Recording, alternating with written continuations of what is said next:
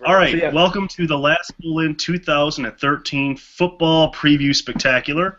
The three major editors at Bull Run are here to go over what we saw this summer, what we see on the field, and kind of what we're expecting from this team in this coming season. Then we're going to talk a bit about the schedule and what we think this season means not just for the football team but for the athletic department as a whole, and how the way the season turns could affect UB for a long time to come. All right, so Conrad, last week I had it on the agenda to talk about some things that we had seen during summer ball, and just trashing the Buffalo News kept us from getting to it. So is there anything that you saw or you had heard, or Dave, that you had read or heard that really stuck out to you as something we weren't expecting in August? The only thing I saw, I asked on Twitter, and I think Aaron Mansfield answered me that Brim will be starting, or it looks like he'll be starting, and Cherry will be the backup. So it'll be the continuation of what we had at the end of last season. The second-year safeties and whoever's not opposite Colby Way when the season starts. Those are my only concerns on defense. I mean, Dave, did you see anything from the spring coverage that stuck out for, or spring and summer coverage that stuck out for you? Yeah, being the local guy, I think I'm one of the last people who do get the Buffalo, I think still call it the Buffalo Evening News. But I thought they actually did a couple nice articles this week. I don't know if it was a reaction to what happened, but talking about the punter and homecoming and some local guys making news. I did enjoy that actually every day they've had a piece, and a pretty decent piece. I definitely think the Buffalo News needs to embrace this team a lot more, have more meet the teams and get people back on the field. I think the Buffalo News has been, well, when McKissick was there before, he did a great job, but it really suffered after he left, and I'd like to see them, every day have something in the paper on this team. And hopefully something about football. Yes. Speaking of football, let's just jump right into the team. We have Joe Hakuna Licata taking over behind center. Is this really the end of our worries? Are we finally set for the first time since 2009 in terms of the hierarchy? It's the first summer that it's been like, yes, this is our starter. But, how is Jeff Quinn going to roll throughout the season? I mean, our first stretch of games is pretty brutal. I think it's good. The first time in maybe 5 years we have a starter who played last year. Since Maynard, since Drew Willie, we'll have that continuity going to the season. It's not going to help us against Ohio State. So I'm really just focused on week 3, week 4, the UConn game. That'll be a big one. The last 2 or 3 years, I think we should have beaten UConn, and we haven't had the quarterback's ability to do it. So that will be the big test for me. I totally agree. I think it's a gregreat point. I'm looking forward to Licata. I am scared. I'm nervous. He did win some games for us, strung some games together last year. I think we can all admit that the teams that he played against, the Licata won, were not cream of the crop or upper echelon teams. But again, it's a Division I football. He showed well. I'm not 100% bought in on Licata. I really hope I am. I'm hoping he comes out. Two tough tests. You got Ohio State and Baylor. It'd be interesting to see how he reacts playing against those two defenses. This season, I think a lot of it hinges on what Licata does. Obviously, he's got receivers to throw to. He's got some tight ends. We can run the ball.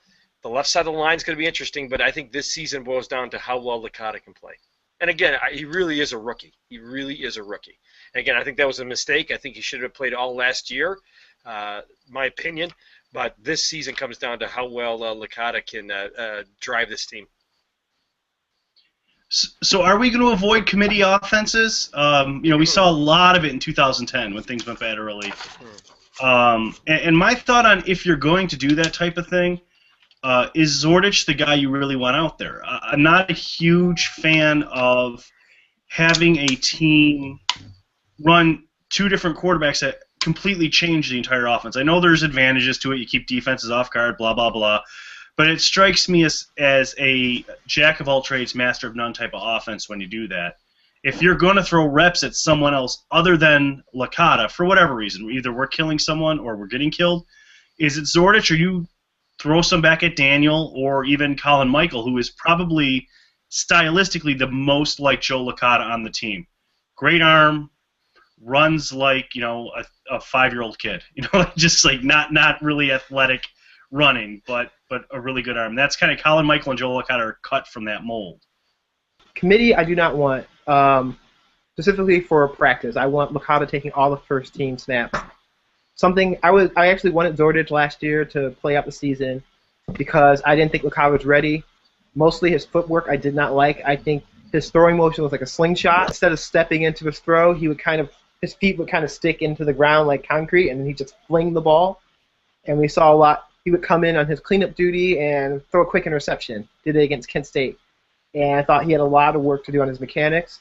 When he came in the season, I think we saw some improvement, but that's improvement that you get in practice without having your confidence shattered in games. I'm looking for Licata to stay in pretty much as long as he's healthy. I don't want him in the fourth quarter of Ohio State if they're sending 7 or 8 guys in the blitz, and of course Licata doesn't move around that well.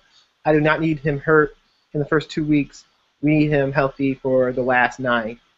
And the only other thing is about Zordich. I do want him on the field. I think on 3rd and 1, he gives us that Jordan Lynch X factor that we don't have. It's just another weapon at the goal line on 3rd and 1 that Licata doesn't really bring. See, I disagree. I think Licata is the guy. He's got to be the one who drives this offense. It made no sense to me when you have a player like Bo on this team who we can run the ball, we can move the ball on the ground, but then to have another running quarterback. It did not make sense to me. I don't understand. Now, Licata would have not played last year if it wasn't for injuries. So, again, goes back to decision-making and coaching. The best opportunity this team has to win is a pocket passer who can get quick strikes out to a Newts or a tight end, keep the defense honest, and let Bo run. I want Licata in all the time. Even if it's 3rd and 1 or if it's a 4th and 1, I'd rather see either a Bo or a play-action pass. Again, I just don't understand why we try to have a full run offense last year. It was frustrating to see that last year. If they're going to let, if they were not going to let Licata play, all last year, if he really wouldn't have played, then this is Licata's team for the season, unless he's absolutely terrible, which I'm praying that doesn't happen. Let him be the guy and let him learn and let him be the quarterback this year. Well, see, I get what Conrad's saying, and here's a thought that just occurred to me. With Jordan Johnson out for the season, we don't have a backup at fullback, and Johnson was being tried out as an H-back. And, I'll say this for Zordich. Zordich runs like a fullback. He's a tough kid. He guts out yards. There's a lot of stuff to really like about him. And right now, if they were playing with that role a lot, which was the report from the news, is that something you try to work Zordich in? We saw it with Dennison when he stopped being a quarterback, I believe, in 2010 and went to special teams. I think he's like Zordich. I think he's one of those players. If you stick him on the field somewhere where his talents work out, he'll make good things happen.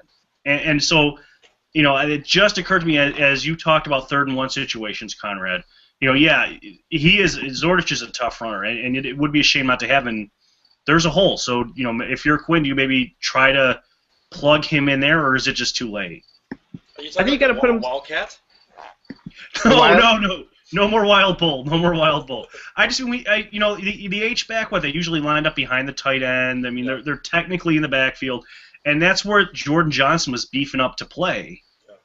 And I'm sure Zordich isn't as fast as Jordan Johnson is, but he is a solid runner, and he is a heady kind of guy. I think, his brother played the halfback position at Penn State, so if they prepared him for it in spring, I think he could come to camp ready for it in the summer. I'm sure we didn't. We have him as a quarterback right now. I think having the option to pull the ball out of the running back's hands and run it with the quarterback gives us a lot of flexibility, and I think we need it because we don't often have the creativity on offense. But we already have the alley cat. Or we could use that. Devin Campbell in the slot brings a lot of things, jet sweeps, motion plays. I don't think it's the year to get boring and just line up and run it between the tackles. I think it's the year to pull out all the stops. It's for everyone's playing for the jobs. Yeah, I think you're dead on. I think you've mentioned several times, Conrad, that Quinn will.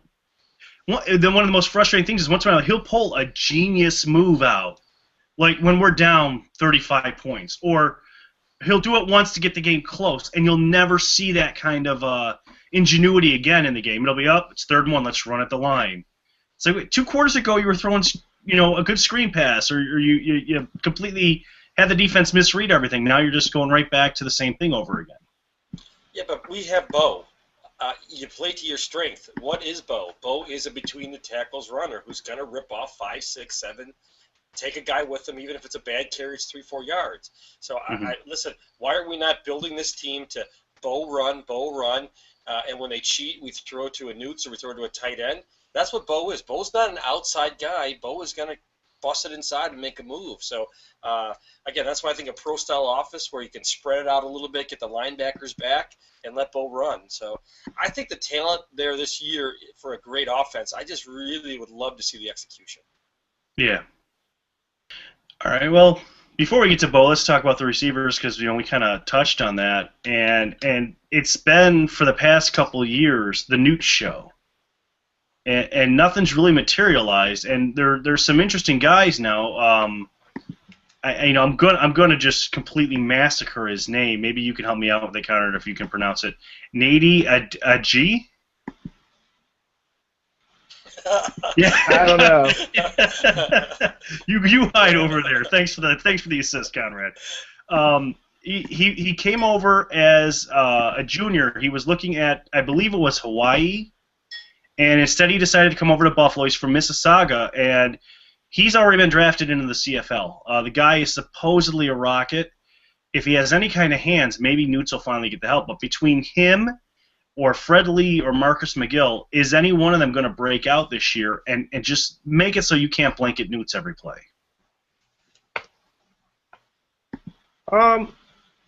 Break out? I don't think so. Just because I haven't seen it happen that way. I think we had Marcus Rivers for the longest time waiting for a second person to break out. Terrell Jackson never really quite did it, and he kind of fits the same profile as Nady, who ended up just being a return man, a fast return man, never, I think, a real impact wide receiver. I don't think one's going to sprout up overnight. Fred Lee came in with Newts. It was going to be the 1-2 combo that was going to rival the Roosevelt and Hamlin.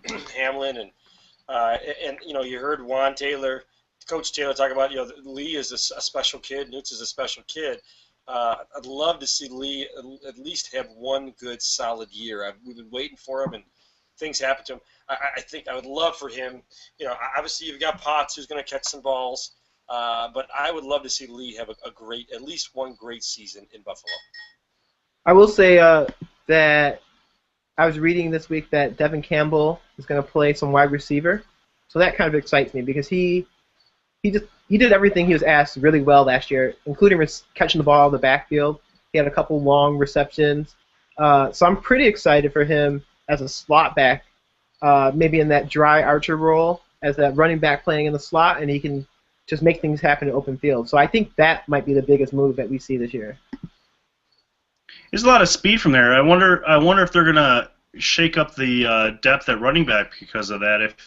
If they need the help over at receiver, and they might because we've lost Rudy Johnson, who was a good, promising depth player. Does that mean Potts moves back up to second? Because coming out of spring, I was really surprised to see Potts and Taylor and I believe Murray all kind of pushed to the side on the depth chart. And it was probably Potts' injury at the time.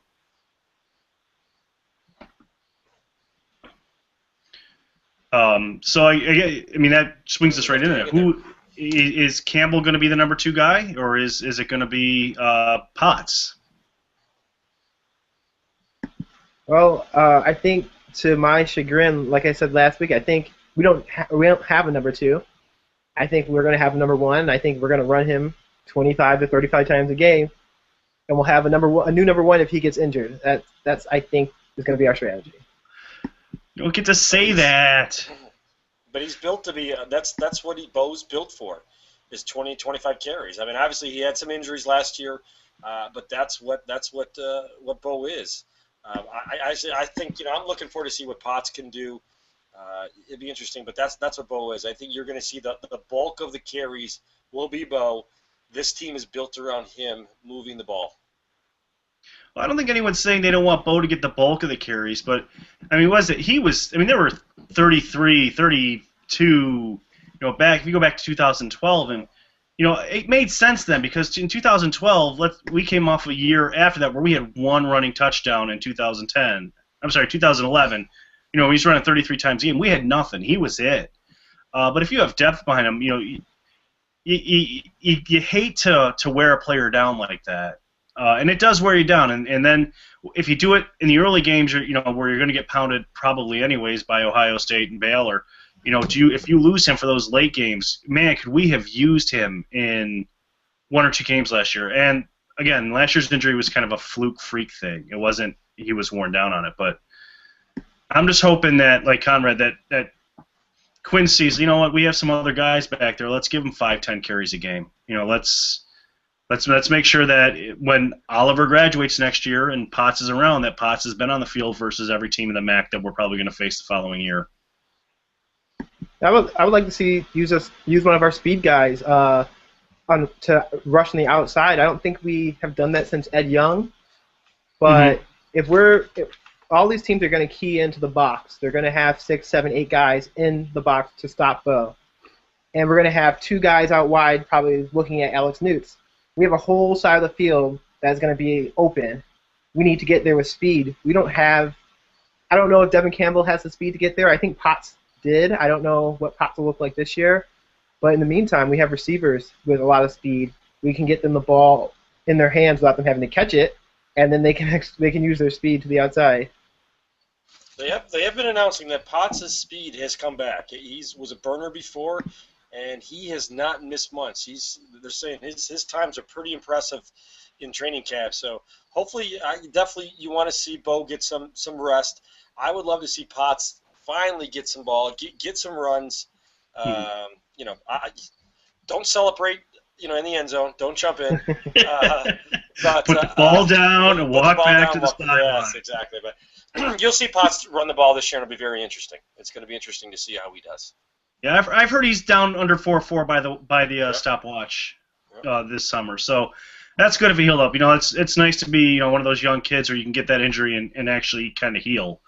At our age, that doesn't really go away ever. But the good news for whoever gets back there, they're going to be running behind a line which is pretty much the same as last year. We did lose the right side of the line. Winery and Ozcan graduated, and that moves us to I don't have the depth chart in front of me. Dylan Gee, and who is the starter over at tackle? It's killing me. I knew it 10 minutes ago. But Davis? Did we say Davis? Yeah. No. Is it? Maybe. I think Davis is on the other side. Davis has been here forever. Davis, he reminds me a lot of Bittner. Davis is just every game, every play. Davis just seems to be somewhere on the field. I don't know how the guy does it. Is it officially? Wait, I'm interrupting, but is it officially Dylan Gee? Gee? Is it Gee or Guy? He's Canadian, so I just assume G-Y is Gee. It could be Guy. Wondering. If it is Dylan, I'm sorry. You're a big guy. Don't hurt me. Let me know if I'm wrong. We have to look up that pronunciation guide. We have 2 guys now. We have to check. Yeah. And so my thing. If I want to find a bone to throw at Quinn anywhere, just to say, here, you did a good job here. I do think he's done a really good job stacking the line over the past couple of years. And, it's hard for Buffalo because our facilities aren't that great. It's hard to win recruiting battles. But I do feel like he's taking good advantage of Canada, or proximity there. And he's found some gems that that other teams weren't looking for. So I'm hopeful that not just this year, but also the next couple of years. We only have one senior this year on the line. So next year, as much as we're worried about guys going away, our guys in the line are going to be pretty much the same. Yeah, I'm excited about the line. Last year, even through our injuries, we still had one of our best rushing seasons. Mm-hmm. And it seemed like we protected Licata pretty well. and he's a pocket guy, so the pocket was strong. So I think that's one of our best units, and I trust Quinn to keep that unit strong. Well, I went to the pronunciation guide this year, and we do have a J in, but it doesn't say whether it's Guy or Guy. So that UB should have put that in the pronunciation guide. It's got to be Guy. It almost would rhymes seem with like we. a bunch It's of gotta be. Canadians if it was Guy. Yes. But then he's from Ontario, so I think I don't want to get that wrong too. That's the Derek Roy, Derek Waugh. Every road game he's Derek Waugh, and at home he was Derek Roy. So I don't know. I'm just glad he's not in Buffalo. That's another subject. All right. Well, after the offensive line, we switch over to the defensive line, and this is the only area that really worries me after last year. We lost Stephen Means, we lost Wyatt Cahill, and I'm wondering how that's going to impact Colby Way, because it used to be last season you couldn't ignore Stephen Means, you couldn't ignore Wyatt Cahill because he's very athletic. Now we got Soakley, and man, it is too late in the Central Time Zone to be doing this. We have Soakley, and who's on the other side of that? I got to print up the depth chart next week. I think it's Bo Bechtel. Yeah. Is that how is that going to hurt? How is that going to hurt Colby Way to be now the focus? I'm not a big fan of the 3-4 at a mid-major level. Anyways, I think that's always a mistake, unless you're the teams that can recruit massive 350-pound 6'8" guys to play nose tackle. You got no business running a 3-4. But what we do is we'll throw Means on the line and call it a hybrid and 4-3-3-4. Someone had pointed out to you, Conrad, it's hard to compare Roosevelt Nix and Colby Way because of the different offenses. But I think Way is, in a way, more challenged because of the way that Tepper runs the defense. Yeah, I think last year Way benefited because he was actually one of the two guys who were actually allowed to pass rush. We had Means and Mack standing up like pylons, and then Way was able to do some damage. But he definitely benefited from being the low man on the focal point. But I'm not really worried about it. We're very big, we're very long, and that's the big thing. I like Colby Way is 6'5". I'm hoping if he can be on the opposite side of Khalil Mack, if the quarterback's getting the pressure on the blind side, he's still gonna have to throw it into Colby Way, and he's 6'5" with his hands up. He's gonna. I look to him to play that J.J. Watt role and knock down a lot of passes, force some high throws, which is going to lead to interceptions and incompletions. So I'm pretty high on this year's defensive line. I think, like you said, with the 3-4, we're going to we're going to bring Mack down and have him start from the ground, so it's going to look like a 4-3 at times. And other times I think will be a really, really big 3-4 with Colby Way, who's really a defensive tackle playing on the end, with Mack, who's ferocious on the right side playing at another end, and you got two other big guys in the middle clogging it up. I actually think it's going to be pretty good, and I think as well as Coach has been able to coach up the offensive line, I think our defensive line has been the strongest since I've watched UB for 10 years. For years, we've been the team that got pushed back 5 yards, and we just had to make the tackle after 5.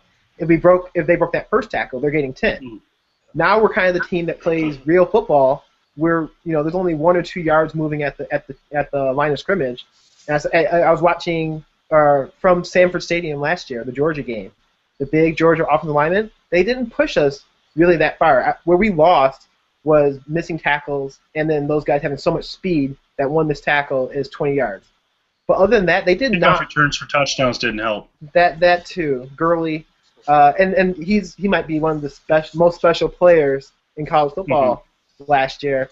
But our line both of our lines did not get pushed back. Oliver got 100 yards, and other than some of the big chunks of yardage they got, they really didn't have a great average yards per carry. So I'm really excited about that line coming back. I agree. Well, they say it did get past the line, then they got the linebackers to deal with anyways, and God help anyone who runs into Khalil Mack this year. Well, I mean, how excited are you for Mac this year? I'm really looking forward to seeing him play. I can't wait for him to take the field, and it's been a long time since I think we've had a senior who we've been this excited for.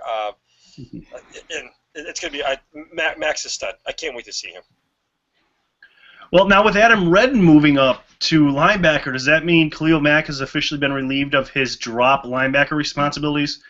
Will Coach Tepper treat him right, or is he going to do what makes Conrad shudder and kind of have Khalil Mack stand up at the line as like, hey, look at me, I'm here standing, rather than chasing the quarterback for his life?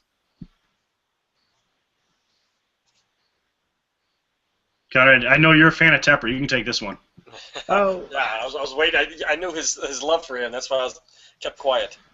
I actually hope it goes both. I hope it goes both ways. I think with Adam Redden, I think you definitely have an orientation of how I see the defense. I think you have Redden and Colby Way on one side, Mack on the other side. That way, there's no real weak side for the defense. The offense can either go at Colby Way, and they have Redden, who's there, who should be really good at stopping the pass, and then you have Khalil on the blind side. So you have to focus kind of on both sides. It really depends. If Mack is really up to the challenge and he's become that total complete linebacker, I'm fine with him dropping back.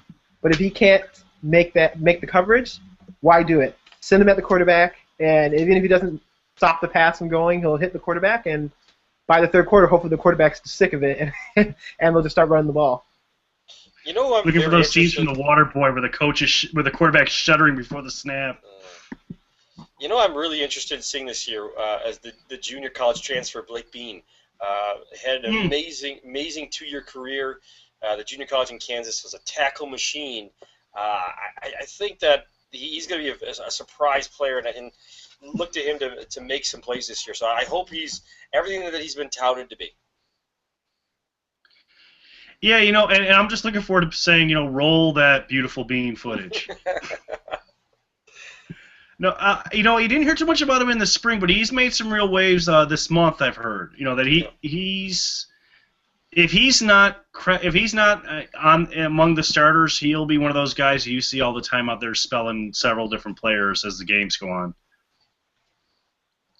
But falling back behind the linebackers, then you get to the DBs, and we've had some really good defensive backfields in Buffalo. I think people don't understand how good our backfield was in 2008, 2009. 3 of those players ended up in NFL rosters. 4 or 5 ended up in NFL camps at one point in time or another. Yeah. I think this secondary might be better, just because of the corners. I'm a little unsettled on the safeties, but I think our corners are got to be almost as good as anyone we've ever had at the position.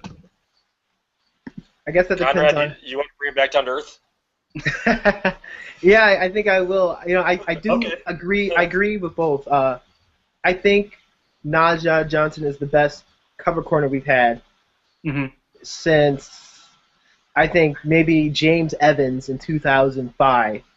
As a that's reaching back.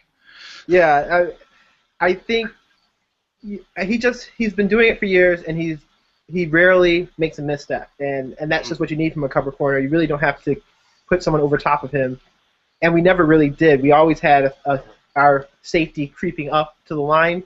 We never really had someone covering over Najah, and that's great. What the 2008 crew did in 2009, 2008, and 2010 was just ridiculous. The fumbles, the forced fumbles, the interceptions, the amount of tackles those guys had to make because our front seven wasn't really big or functional. That is nothing compared to what we have right now. I think it's kind of an apples and oranges comparison, but I think Tim's right. As far as the basis of what you think a secondary is, which is covering the pass and letting the front seven do what they do, it's our best that we've had probably in 10 years. As far as best ever, I think you really got to give it to that 2018 because all those turnovers they provided and all the tackles, Devontae Shannon leading this team in tackles every single year, pulling off, I think we had maybe 20 fumbles in the 2008 year. Most of them originated in the secondary. That is just an amazing feat. Yeah, because you're forgetting about guys like Sherrod Lott, who made some great plays, and obviously you had Newton, Shannon, and Josh Thomas, and that was a very special secondary because Conrad, you were right. That front four that they had, and no disrespect, they were not getting pressure at the QB. That team won based on coverage, physicality. That was a very special. Now I do like Brim. I like a lot of the guys they have. I think this is going to be a very special secondary, especially when you have Mac and you have a couple guys coming in, putting some pressure on the quarterback. This could be a great year, but I still gotta go old school, and the 8, 9, 10 was those 4 players, 5 guys were pretty amazing. I think one of the things that you mentioned is key and that we have this year is for Sherrod Lott never. I think he had one starting year at cornerback. He was the nickel back for his career, and he was good. Mm. And then Josh Thomas for a while was the nickel back because we had for the MAC championship year, Josh Thomas wasn't the top 2 cornerbacks. Yeah. So we had this amazing talent kind of all over the field. There was no weak point, and so I think we have a chance of doing that. Like I think I said last week, the whole set the secondary on fire and then see if they can grow from that. And I think they have. And we have all these guys who have game experience coming back. So Redden, who has some experience playing safety, Whitney Sherry, Derek Brim, among other players. We have probably 5, 6, maybe 7 guys who I would be confident stepping in and playing across the wide receiver. And that's especially going to help in this conference because we're playing guys like Dree Archer, all these Miami who has 7 wide receivers, no running backs. So we have to have a good secondary to get ready for the MAC-shin. And don't forget Brandon Berry. Hearing a lot of good things about Brandon Berry as well. Yeah, he's he might be that guy you look for who just beats the crap out of anyone who's stupid enough to catch the ball. I mean, that's kind of what he struck me as when they recruited him, and that I think is what we need back there. I think we got coverage. I think we just need the guy to make you regret catching the ball in the first place. I have to. There's someone I always forget to talk about. The strong safety. So Barry's backing this guy up. Strong safety. See, I feel so bad. What is this guy's name? Are you thinking Brim? No, because Brim and Sherry are both fighting for the free safety job. Houston, yes. Quay I Houston, never mentioned him. And that's kind of a testament to him. He's pretty solid, playing his role, and he never gets mentioned. Kind of like Courtney Lester in the MAC, but I've overcompensated by gushing about Courtney Lester because he's done a great job on the other side. Because he gets a lot of balls thrown his way. When you avoid Naja, it all goes to Lester, and he's really stepped up and done well. No one cares about most of Buffalo players in the MAC, so we're the only cheerleaders. So I'm a big cheerleader for Lester, but I also have to start cheerleading for Houston because he's just really solid. Question for you. Take this off the pack. How good is Johnson? Naja Johnson? Yeah. I think I'm considering him to be pretty elite. He has 12 starts 2 years ago, 12 starts last year, and I've never really seen him lost in coverage, and that's what I'm looking for, someone who has that instinctual feel for the game, and I think Naja has it, and he's worked hard at it, and now I think he's at that point where he just has a feel for it, and it's slowing down for him, and I think he was the best defensive back in the MAC last year, and I think he'll be the best defensive back in the MAC this year. I think to call him the best, again, we can have that discussion about what is your defensive back, right? I don't think there's a doubt he covers better than anyone in the conference. His tackling has struck me as it could improve. It's not terrible, it's not bad at all, but it's a shame because he's such a good coverage guy that when someone does get away from him, does get the ball, there's been a lot. I've seen a few guys break through him after they get the ball, so that's the one thing I'm hoping that develops in his game this year. You don't got to kill him, but nothing's worse than watching a gut receiver get a ball. Oh, damn, he got the ball. The DB gets his arms around him, the guy just keeps going, and that's just painful to see.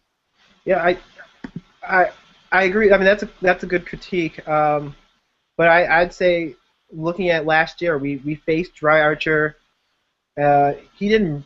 Well, actually, he got open a few times in our zone. Man to man, he did not get open. Bernard Reedy did not do any damage to us. Who are the Miami? Well, Miami. I guess I take that back. Miami got that 4th and forever to tie the game. Yeah.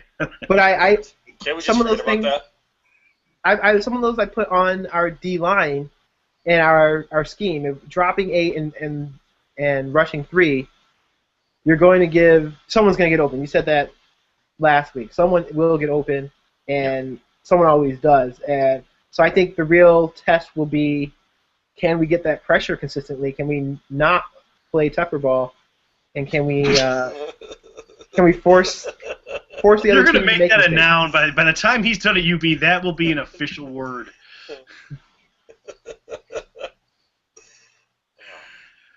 Yeah,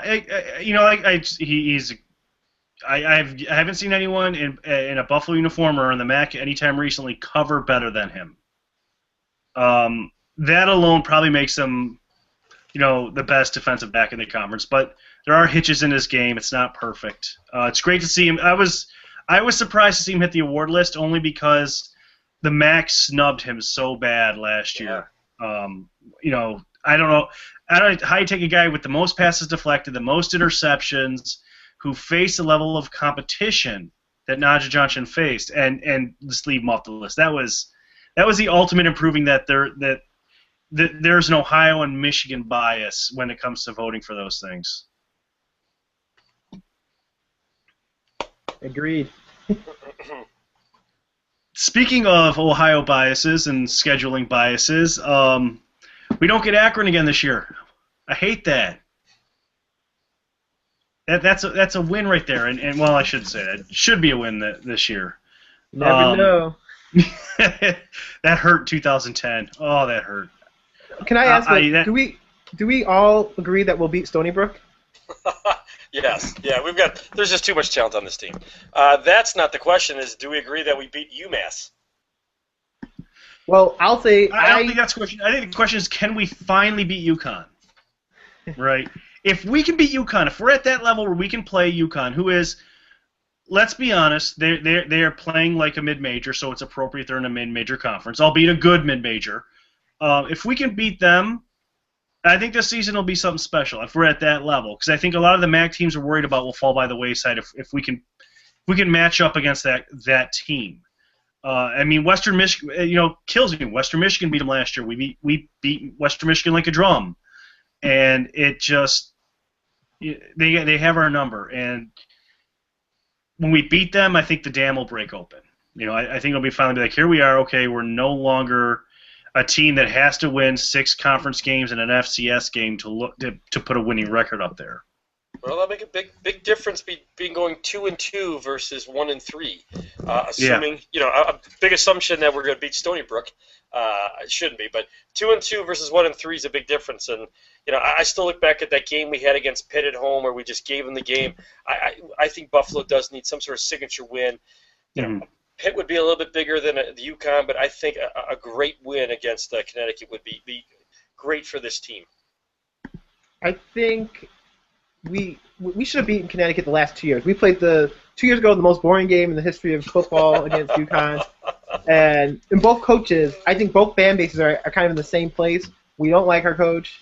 We want him gone. He keeps getting voted the vote of confidence, and we're just pulling our hair out. So mine's gone from last week. I'm just thinking about it. Are we going to talk about that vote of confidence, Quinn? Is that something we're going to discuss tonight? Well, yeah, we'll get there. We'll get there. I got it on the list. Good. But I think my big question about the UConn game is I think we'll win it. And the reason why we're going to win the UConn game is because UConn plays Michigan the week before. So they're going to be beat up. They're going to be bruised. Michigan's going to have to play at Stores. They're not happy about it. They're going to make a statement. Yeah, pretty pissed about that. So they're going to make a statement on UConn. UConn's going to come to Buffalo, and they're going to have to travel to Buffalo. To Buffalo, yep, home game. It's not. I don't think they're going to have it in them. And I think the hardest part about our schedule, the only thing that's stopping us from beating UConn is our first 2 games. Because if we take casualties like we did before the Kent State game, we're not going to have enough to win. But it sets up well for us because we have Stony Brook on the 14th, we have a bye week, and then we get UConn. So we pretty much have a long time to rest and prepare for UConn. UConn does not. They have 6 days after Michigan. So if we do not win that game, we should fire someone. You see, okay, I am worried about Stony Brook in the same way I suppose Ohio State is worried about us, right? Because anything can happen. It's football, right? You know, and Stony Brook's not a joke, right? Stony Brook is a really good FCS team. We got to throw that out there. This is not Morgan State. Well, right? This is Stony Brook the Stony Brook's not returning anyone. They're not returning. I thought they held. Okay. I think they're returning like 3 starters on offense. They lost their quarterback. Okay. They have a good quarterback coming in, a transfer, but not this guy who started all 12 games last year. So that's the only reason why I'm not worried about Stony Brook. But my first the game. Stakes are so high. The what? Like with the New York thing and everything going on right now. No, I mean the stakes are. Now think about how demoralizing that would be. After you spend the whole spring and summer building up, you know, we're going to be New York's college. We're going to be New York State University. We're the biggest one. We have the highest level of athletics in terms of football. And then I'm a pessimist by nature. So I say, if we beat them, great. We beat Stony Brook. We've done it before. It's not impressive. As Conrad says, apparently they're only returning 3 people, and one of them is probably the towel boy. But if you lose to them, oh God, they'll be insufferable. Yeah, but you know, if you're a pessimist, you're such an optimist compared to me. There's no way. I mean, I think everybody who reads this knows that I'm probably the biggest whiner there ever is about UB football, especially the last couple of years. There's no way they lose the team. There's just too much talent. I mean, even the coaching cannot screw this up. We have too many great players. That's exactly. It's the truth. Don't set that up. No, it's just listen. I am not one to ever, feel confident about any team UB. There's no way that Buffalo loses to Stony Brook. That's like Ohio State's not worried about us. I'm not worried about Stony Brook at all. I agree. That's what I meant by, I'm worried like Ohio State's worried. I don't think we're going to lose to them. I don't see a universe where that happens. But God help us if it does. Please don't if Ohio State loses to us, I don't care how much they love Urban Meyer, his head will be on a pike in Columbus by sundown. Well, that or 10 more players get arrested. Other than that. But speaking of the schedule, and this is something I know Conrad's alluded to, do these paycheck games got to stop? Is this holding back UB's development as a football program?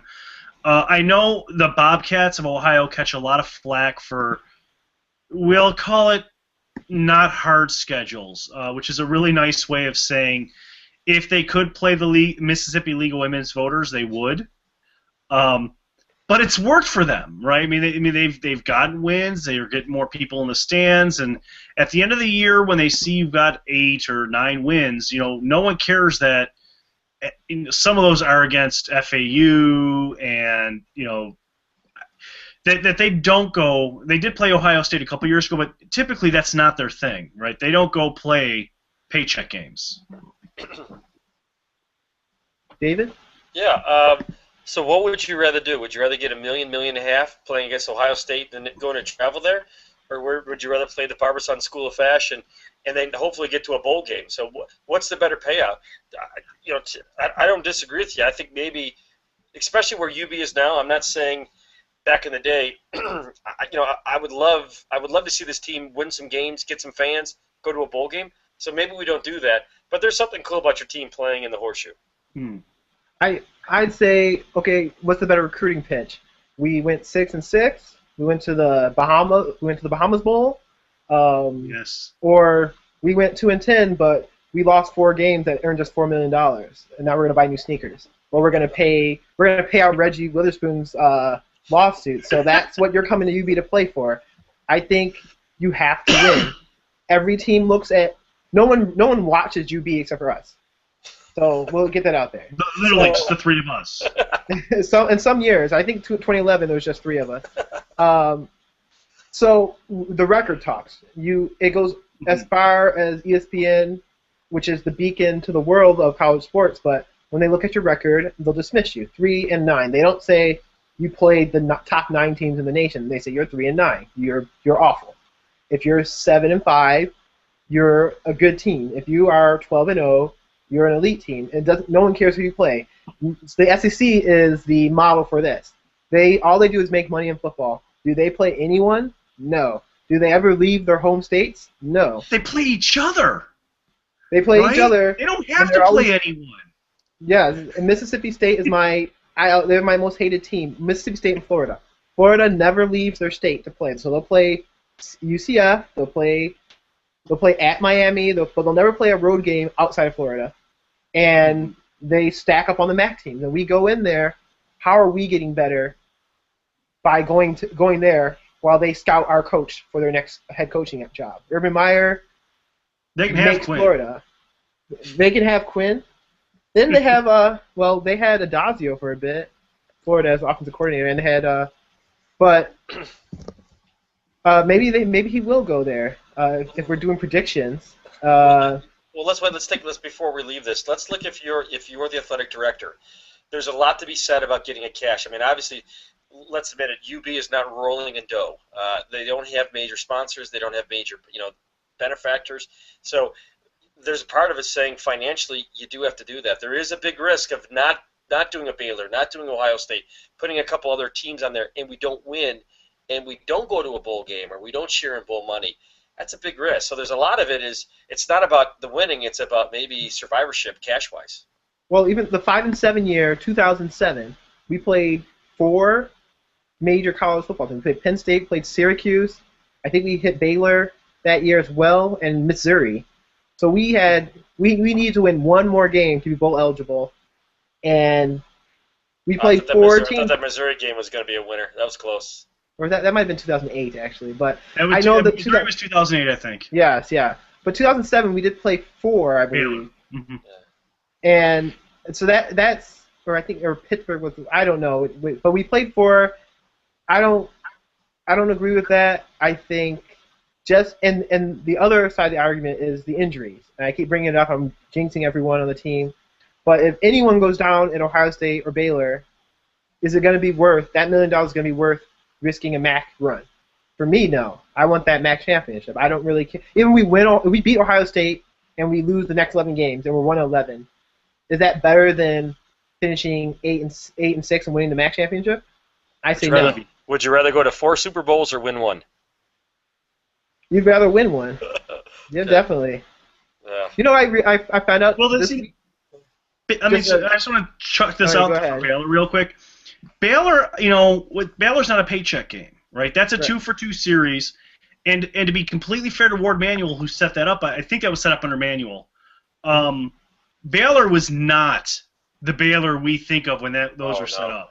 Baylor had not had a winning season, had not been to a bowl game, I think, in 15 years or 14 years. Ever since the SWAC died, Baylor went to hell. And I thought that was a really great series because it got you down to Texas twice, it got them up here twice, and that's when Baylor was a beatable team. That's before they became, the track team that we all know and loathe today. Well, think about the recruiting, though. I mean, obviously, you go down there and listen, Texas and Florida, the hotbed of football. You're down there playing some teams. It's like when we beat UTEP. That was good for us down there. Playing Baylor down there. So there's probably lots of it of saying, hey, let's get our name at least known. So when we do call a kid, they say, who? But they're better games to play. That's who. I don't know what this team name is. Yeah. There's SMU. There's Rice. Rice we can play in Houston. We can beat Rice. We don't have to play Baylor. But you're right, because I think the first game RG3 was hurt, so we got Nick Florence, who still beat us, and then we went and actually got RG3, and that was when we went down to Baylor. That was not good. That was 2010. Yes. So in 2007. He wasn't. No, RG3 wasn't there in 2007. 8, 9, 10, and then 11. He was the Heisman, wasn't he? Or was that? He was Heisman in 12. No, he was gone. 11. He was 11. So he's Heisman in 11. 10, he didn't play in 7. 7, I think he was a freshman. He had one year where he He blew out both. He blew out his knee. 7, he was a freshman. That was 8. Can we just not even discuss the year 2010 ever? Can we just put that to the side and never have a discussion about that? It was better than all the Hoffer years. It didn't feel better. Twitches 2010 is just. It didn't you feel better because we had success. Better, but it sure as hell didn't feel better because we had a taste of what it was like to win. Correct. That was 2009 for me. 2009 was the spoiled season where it just wasn't right, and we were like, it's time for us to win, and we won 5, but it didn't feel like it. 2011 is the weird one for me. The Chaz Anderson year just doesn't fit. I don't remember anything outside the Tennessee game, and I remember Chaz Anderson. I like him. It's just like, what happened that year? What did we do? What was we win 3 games somehow? We had to win 3 because we did 2, 3, 4. Yep. Well, I think we've seen the evolution of Jeff Quinn as a head coach, right? I mean, as much as I like to rag on him, as much as I like to say make jokes at his expense, he coached forever, but jokes are only funny if they're true. or if there's a little bit of truth. That's true. Or a lot. And I wanted to I had meant to mention this when we talked about the offensive line. When he came in here, the first thing he did was have all the offensive linemen drop 20 pounds and talk about how athletic they were going to be. That was insanely dumb. We didn't have the team for that. He chased off Nick Sizemore because he wanted Sizemore to beef up to, we're never going to need a fullback again. And then 2 years later, we're looking for a fullback. He's changed. He's gotten better at using the players that he has. I really believe that. Yeah, I said it's not unreasonable to want Sizemore to have more size. But I like him as a play caller. Like last year, I showed, I think the best play I've seen his fake tunnel screen. Fake tunnel screen with the jet. That Ed Young dropped twice against Pittsburgh. Mm-hmm. We ran it against UConn this year, and we just didn't block it well enough. That's the one we pulled the guard on a play action fake, and defensive end just went right through. And Zordich, that might have been the play that Zordich threw away, the interception. But I like him as a play caller. I don't like him as a game manager. With Quinn, I can't really put my finger on the plan and what we're doing wrong, why we're losing games. It's almost every week we lose a game in a different, agonizing way, except for the ones when we get killed. The NIU game last year was... That was agonizing, too. That was agonizing, but it was just like... you couldn't look away from the car wreck. But then the 2 years before, I turned off. I never turned the games off. I turned off the NIU game because we were playing so poorly, and then somehow we flip the switch, we make the big comeback, and then the next week that team's not there anymore. That you think you'd build on that and become okay. Now we've turned the corner. That we beat the MAC East champions. We took the MAC West champions to the brink. Next week we're playing Kent State. We're gonna turn the corner, and we lose to Kent State. I can't make rhyme or reason of where we're going. That Kent State loss was a tough loss for me. Yeah, that was a tough. We don't have enough time for me. Everyone knows my rant on Quinn. We don't have enough time. I'll keep you guys up till tomorrow talking about everything that I find discouraging about this coaching staff. I don't like the clock management. I don't like the play calling. So Conrad, I'm sending a drug test to your house. I don't know what you're talking about. You like the play managing. So I want to make sure next week you're not on drugs. I don't like his braggadocious way. I don't like the end of last season coming out at halftime saying we know we're going to get it done. Big breast talk, and then they get their ass pounded in the second half of that game. That to me, he just rubs me the wrong way. I think when I look at it again, like on my first watch, I think I'm with you. On my second watch, I see the breakdowns in the execution. I see that a play that was made for success did not happen. Now that does fall on the coach. Don't call a play that you can't execute. But it also falls a little bit on the players. And as we go, but as it comes more and more time, it falls on the coach. So if you win 4 games this year, you aren't calling the plays that will make your players successful. I will say, though, we should have lost against UMass. And we lost to Akron in 2010. We cannot, this year, cannot lose games like that. And we had a lot of games we should have won. Kent State was an epically failed offensive game plan. Maybe because Bo was hurt, but we had nothing in that game. And it was a 10-point game for most of the game. We have to do something. Well, you mentioned the UConn game. To me was that was almost as unwatchable a game as I have ever. I'd rather go see 4-year-old kids just go in circles, and that UConn game to me was just, oh, that was terrible. That was painful. So at what point this year? Okay, how now? We keep. Are they going to pull the trigger on the Quinn extension, or are they going to pull the trigger on Quinn? How far into the season do we get if it's a dumpster fire before all of a sudden that contract that's not signed gets ripped up and Quinn is sent packing? Like this, if we start 0-6 or 1-5, assuming that we beat Stony Brook, who we should beat. If we start 1-5, is that it for Quinn? I mean, I think Danny White is like a firing ninja. I think you never see it coming. So I think if we're expecting it at the end of the season, I think White will take care of him before that. I think you might very well see Tepper come out as head coach in the second half of the game. Nah, he's going to be coaching all season. White's not going to do that. And this unfortunately we could be 1-5. I mean, going into you're going to lose to UConn, you're going to Eastern and Western Michigan. It could happen. I think you're going to give Quinn the whole season. If we see the continued pace, 2 wins, 3 wins, 4 wins, this is going to be a very long season. And again, it's going to be a long couple years after this as well. I think it depends on how we lose. If we lose because of our defense, I think you get Quinn another year, you fire Tepper, and then you move on. I think if we lose because of Licata is not coming along, I think you got to get rid of Quinn and bring in someone who's going to develop the quarterback because that's the future of our team. I also think he gets the full year though because of how strong he finished last year, because of how our schedule is stacked. You're going to give him the full year. The season will be over by Thanksgiving, and then you fire him and bring in someone else by New Year's. No, he's got 1 more year in his contract, correct? Until they sign the one that's apparently sitting on his desk, yeah. I wonder what's really going on with that. I have learned Danny White is a whole lot smarter than me. So I'm assuming that, like I said, the man is a ninja. Something's going to happen. Either that contract only gets signed if something happens, and it's kind of a handshake deal. If you get us to 3-3 to start the year, here's your next 3 or 4 years. Or there's something Quinn's not happy about because it could be, oh yeah, we'll extend you, but your buyout's going to be like nothing. I have no clue what's up with that. UB won't let anybody see it. If you were Danny White, what would you do?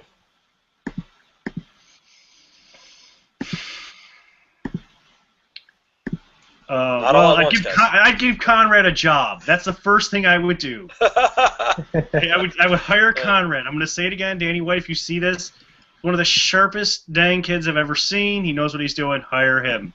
But what I would do in terms of coaching, I wouldn't have extended Quinn. Right now, you're in a bind. If you extend him, yeah, you have to give him the season, I suppose. It's the right thing to do. But I wouldn't have extended him last year. Not a chance. I think I would have given him the extension. You can't really operate when everyone's saying he's going to be fired. No recruit's going to come.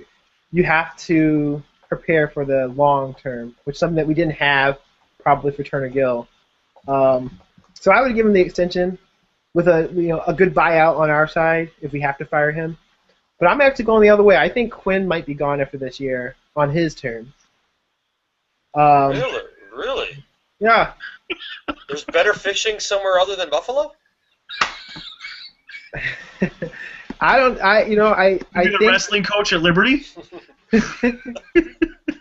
I think I think he might decide if he has a good year this year. I think he'll be able to move, and I think he'll be making the move. I think the NCAA has learned its lesson about hiring a guy who has one really good season at Buffalo. Right? I think the NCAA has learned. You know what? Yeah, that's not a guarantee of future success. Well, Daryl Hazel, he had one good year at Kent State. He's got himself the job. Someone had one good year at Miami. Look what happened there, right? I mean, let's see what Hazel does at Purdue before we say, hey, he had a great year at Kent State. I mean, Well, I'm not saying that it's going to make you a coach of the year. I'm just saying you're right. someone is going to buy someone else's treasure every year. You're right. You're right. It does happen. I think, but here's the thing. Hazel came in, and he took a team that was epically bad and had been epically bad for a long time. And in what? The first season was bad under him. The second season started bad, but they ended that season strong. Not strong like we were last year, where we were only beating UMass and whatever. But I mean, they finished they won their last 4 games that year, and then they won, and then they were ranked and won the East. I mean, he showed a real progression. Not just they're not losing games as bad as they used to. They were winning games, and that's a big difference. Quinn hasn't done that. Right. I mean, Hazel has the same path as Gill, and you'll find out how people feel about it in 3 years. Did he recruit while he was at Kent State? Did he, was it his support cast at Kent State that did it? So, I don't know about him. For Quinn, I think Quinn has the network. Does he go back to Notre Dame? Yeah, I think he does. I think that's where he ends up. If it's a dumpster fire and he's gone. If he gets fired, you say, okay, he'll go to Notre Dame because that's his friend is there who's going to give him a job. If he doesn't get fired, I think he's a hell of an offensive coordinator. He'll get a job. He's just not going to be a head coach. I wonder if he likes Buffalo. It's a hard place to be. People take shots. I mean, I don't think Quinn has ever gone a day without getting a shot taken at him. And even from day one, you don't replace he replaced the king, and from day one, people weren't happy with him. I wasn't happy with the choice. I wasn't against him, but I don't know if it turned out to be what he thought it would be. Well, you also come in guns blazing. We're going to do this. We're going to do that. We're going to win. Listen, come in with a little humility. I understand you got to have some sort of chip on your shoulder when you become a head coach, but the way he came in just talking so much smack, and then to not even back it up or even close to backing it up, I think that was a big downfall. And I hope he learned some humility this year. Don't think he will, but I just, I'm just going to stop there before I keep going on and on and on. But then, so we go what, 8 or 9 wins? How does that change the legacy of Quinn? That'll give him 4 years and 18. Let's say 8 wins, 4 years, 17 victories, compared to Gill's 4 years, 20 victories. Does that put Quinn? And he went from the bottom of the depths all the way back up to the top. Does that put him at Gill's level? That's a big if, Conrad. That's a big if. Yeah, 9 wins. It depends, right? It depends on where those wins come from, and it depends on what he does with the postseason. I'll say this: if Quinn wins 7 games, yeah, you keep him around because he's shown it. Okay, I believe he had a learning curve as a head coach. I believe there were serious personnel issues when he came to take over Buffalo that people don't pay attention to lines, right? Everyone says, "Oh, you have a great quarterback or you have good running backs." A lot of T-shirt fans, a lot of casual fans don't pay attention to your depth at the line, and Buffalo was really hurting there in 2010. Can't forget that year exists, Dave. I want to, I just can't. So there you got to give. If he gets 8 wins, that shows. Okay, he did it. He took 3 years. He recruited in a really hard recruiting environment, in a really hard place to recruit, and he gets the team there. If he gets 6 wins and then we get blown out in a bowl game, eesh, I don't know. I think, but you say recruiting, and people disagree with me, and I'm saying this wrong. This is not Quinn's team yet. I think Quinn's team kicks in next year. Next year will be all Quinn's guys, and next year scares the hell out of me, just to let you know. But the line is Quinn's line. Okay. We don't have any seniors on the line, or we have 1 senior. Yeah. This is Jeff Quinn's offensive line. Kling was coming to UB even before. He talked about even when Turner was there, and when he met Moose and he met Aaron Stan was recruiting him. So a lot of these guys were still coming here. Hey, they still came. They still did a good job of bringing a Kling in. But again, this is still a lot of the playmakers on this team are not Quinn's. Quinn's era really starts next year. I would say the thing I'd say that I think will be the major, when we look back, the major flaw of the Quinn era was the arrogance. I don't mind the interviews and saying we're going to win and we're going to make this a championship team. I feel that's what everyone says. At least he's not singing "Row, row, row your boat" every time he gets in front of a microphone. But I think the big issue is going to be not keeping some staff members on the coaching staff. Mm-hmm. We have Danny Barrett. If he could have kept him, I don't know if he could have. But Danny Barrett and one of my favorite coaches, now I'm losing his name. Moose. Not Moose, even though I did like Moose. He was running backs coach and offensive line coach, and then he went to North Carolina. I'm losing his name. But they coached together at Central Florida. And at this point, Lee Chambers, is that you're talking about? Or? No. He was running backs coach before Lee Chambers. Oh, yeah. Okay. I'll think of it. Coach Mo. I don't remember his full name. Modric. Yes, Alan Modric. Yeah. Thank you. Alan Modric was our recruiting coordinator all through the Hoffer years. We had some good talent that we squandered. That's the talent that we brought in, that we retained through the Gill era. Now we have Modric. Right. Yeah. We have Barrett. We have this great quarterback. Ron Taylor. Ron Taylor. Yeah. Since when Gill left, Kansas didn't want any of his staff. So he got to take one guy with him. He took Aaron Stam. The rest of the staff had to be experienced coaches. We had the whole staff at our disposal, and we got rid of most of them. And we lost a lot. I think if we end up firing Quinn, we have to identify some talent on that and our coaching staff and keep them.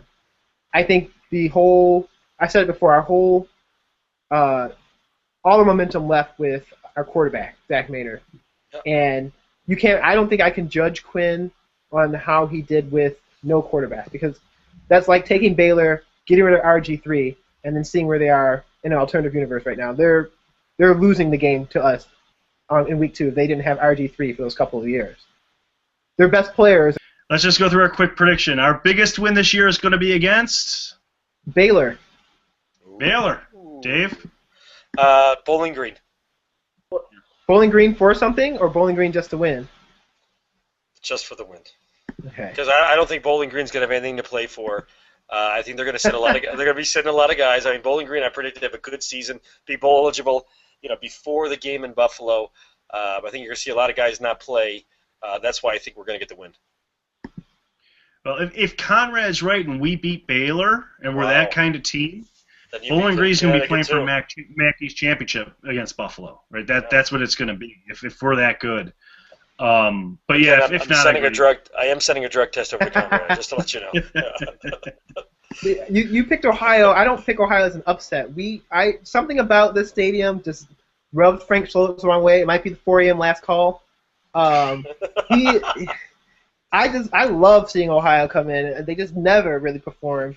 I don't respect Tyler Tettleton. I got a lot of flack for that on the Hustle Belt. Bo Blankenship is good. Their defense, they're the temple that we have left. They don't ever really seem to do it. I think Solich struggles because the lack of old country buffets in Buffalo. C. Strunk has already declared himself a Heisman winner for 2013. It kind of reminds me of when Oregon played Boise State in the famous punch game, and it was all about Oregon, which is how much they're going to beat Boise. They're going to shut them up. They're going to show them, and they didn't show up to play. They only showed up for the pregame. So I think Baylor is going to read a little bit too much of their own press clippings, and I think we're going to sneak in there and get one. Where's your most disappointing loss? And we can all take Stony Brook off the table. But where's your most disappointing loss this season? My most disappointing loss is going to be Toledo, and it's going to be really disappointing if they win it the same way they did last year, which is just feeding it to David Fluellen, and that hurts my heart because a guy who wanted to come to UB, and we chased him off, and now he's going to come back and beat us in a game we should win. I'm going to say UConn. Because, dang it, we're never going to get a chance to beat them. I mean, we always have a chance to beat them, but we always seem to just choke it away. I don't think Jeff Quinn can outcoach UConn, and that's saying something. Conrad, when I looked at the schedule too, the one thing that I looked at, I also saw Toledo as well. I thought, Toledo is obviously a great offensive team, weak defensively. I looked at that, but I got a point where I just don't think our coaches are going to be able to prep this kid to beat Toledo. Okay, who have we not talked about that's really going to break out this year? This prize freshman, the guy who we think is going to be in the scout team, who by December is going to be that guy we look forward to next year. I'm hoping Tyler Grassman. He had a bad year. It really hurt us last year, but he looked great in the spring game, and I'm looking forward to him managing these Buffalo wins and getting us some good position. I'm hoping has a great season to kind of take a little bit of the heat off of Licata as Mason Schreck, the tight end. Big guy. I think he can get, in a soft belly, he can get open, get some catches, get us a couple first downs. I'm looking forward to him. I'm actually, for the first time in the last couple of years, I'm actually kind of looking forward to seeing the, Grassman and Clark. I think our kicking game is going to be pretty solid this year as well. The franchise Clark. I'm thinking a tight end too, but I'm thinking Matt Weiser. He was just starting to get it all together when he got hurt a couple of years ago, and he hasn't managed to crack back onto the field like he was. But we've talked about how we have so much depth at tight end that if we use it right, we can help Newts out there. Yeah. So someone from tight end is going to have to step up as a receiver this year. All right, time to just throw something against the wall. Before the end of 2013, blank is going to happen. What's going to happen for Buffalo? I think Buffalo is going to sell out that clash. They're going to sell out the Ralph. Ooh. The game's going to have some meaning. I think before the end of the 2013 season, you're going to be calling for Quinn's head. Before tomorrow, I'm going to be doing that. Yeah. I think before the 2013 season's open, Danny White may be gone. What happened? I think Danny White may be gone. Already. I don't. Really? May be gone. Where? Not yet. Point somewhere on the East Coast where there's a dumpster fire of a football season. Maybe he'll replace Ward Manuel at UConn. Ward can always come back to Buffalo. I like what he did in Buffalo. How do you feel about White's job so far, David? We didn't get you on that last week. Of course, the first time you heard that we're going to remove the Buffalo, it hit me wrong in the stomach. Being, as you guys know, I travel a ton. I always tell people I'm from Buffalo. I love Buffalo. It's a great town. I raised my family here. But overall, when you think about what he's trying to do, and you think about his mindset, his paradigm, and what he's trying to do, I really like it. I like what he's trying to do with the field. I love the Hurley hire. When people say, hey, he doesn't have any experience, I tell you, it brought a lot of media, which was kind of like when Gill got hired here. I like everything White's done. I'll give you a better answer when we find out what's happening with this contract extension or whatever the hell's going on with this contract thing with Quinn. When we see that come to fruition, then I'll give him an answer. But right now, I'll give him an A. I think he's bringing a new mentality, and it's something. Just do something. That's a lot of times about Buffalo. We just say, do something, put something in motion, and I like that he's doing that. Next week. We'll just be talking about Ohio State and stilling ourselves for what will probably be a very difficult game for UB fans to watch. Hopefully, we'll have us. Not live, but on the rebroadcast, we'll hopefully have a interview with some of the guys over there at Land Grant Holy Land. David had a chance to talk to some of them today and has the interview up on Bull Run. See you guys next week. Are either of you going to the game? Making the trip? Unfortunately, I will be in Cincinnati next week, Wednesday, Thursday, Friday. So I'll be in there listening about how great everybody in Ohio is, but I will not be at the game. Okay. Yeah, I can't travel with the kids. Okay. Yeah, I won't make it either. Except the Bahamas. I would go to that bowl. I think your wife will let you. Go to that bowl. Well, would his wife let him go without her? That's the question. Oh, she'd come. Are you kidding? Why would I go to the Bahamas without my wife? A couple reasons, but that's a subject for another. That's another interview. All right. So I think we officially lost Tim's laptop, and yours is dying. So we're gonna sign off. See ya. Good night. Have a great night, everybody. Thanks for watching.